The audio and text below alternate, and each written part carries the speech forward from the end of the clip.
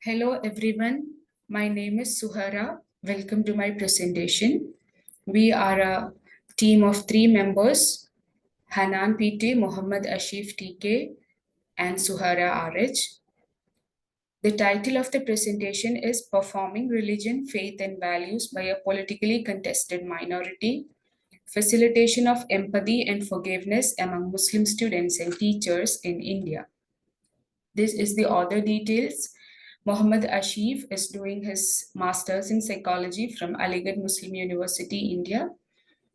And I am Suhara RH.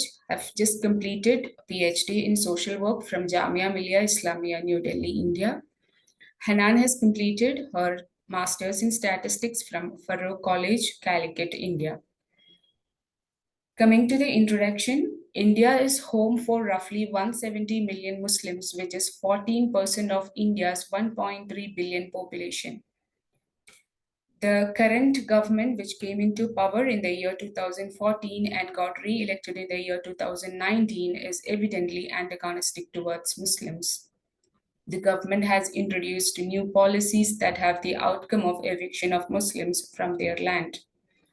In the year 2019, the world has witnessed the government introducing a new act, which is called Citizenship Amendment Act, and the whole nation was protesting against it because of the hidden agenda of evicting Muslims from their motherland based on the citizenship, which also questions the nationality and patriotism of Indian Muslims on a daily basis. This is a glimpse of the nature of headlines that pop up in the media in India.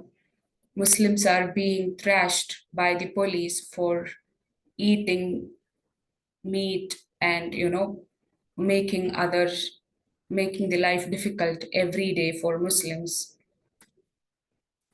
Coming to the literature review, the Ram Janmabhoomi movement and the subsequent demolition of the Babri Masjid made the Muslims in India insecure. Muslims were portrayed as a treacherous presence for the nation's integrity. Cities bearing Islamic names are being renamed.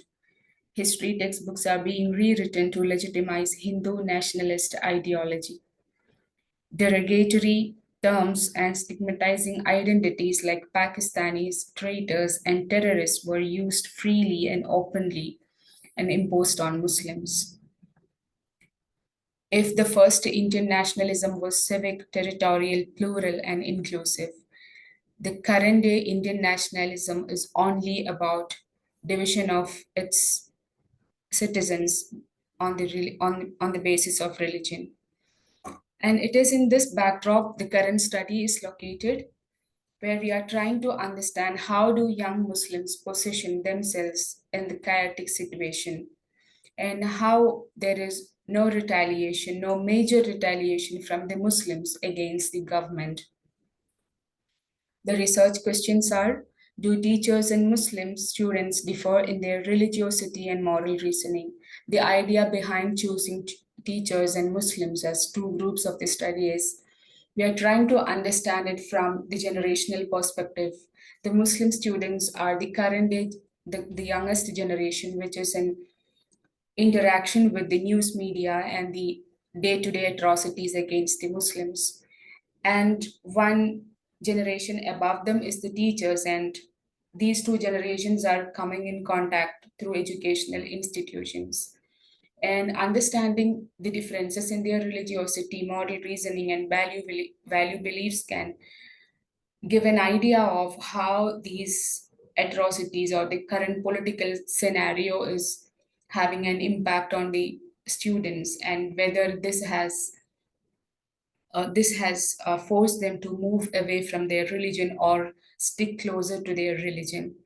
The second research question is there any difference in value beliefs, empathy, and forgiveness across developmental stages among Muslim students? Is there any connectedness between religiosity and perceived sense of belongingness in Muslim youth? Methods. The data was drawn from Advancing Education in Muslim Societies Mapping the Terrain study. We have used 2018-19 wave. We have selected the data pertaining to India. and only about the Muslim school students, university students, and teachers. The study has used self-administered questionnaire composed of a 5-point Likert scale. We have only used scales of religiosity, spirituality, empathy, forgiveness, moral reasoning, and sense of belonging. We have used t-test, ANOVA, and structural equation modeling for analysis. The statistics for SPSS and SPSS AMOS we have used. Coming to the findings, religiosity in teachers and students, we have found out that overall there is no significant difference in the religiosity among students and teachers. We have also used certain individual items as these were relevant to the theme of the study. How important is it for you to belong to a religious group? How important is it for you to belong to a place of worship? How important is volunteering for you based on your religious belief? For these individual items, students responded more positively than teachers. About moral reasoning was found to have significant difference between teachers and students. Teachers scored higher in moral reasoning. And individual questions relevant to the study, justice is the most important requirement for a society. It can never be right to kill a human being, whether or not someone violated standards of purity and decency. Teachers scored higher than the students.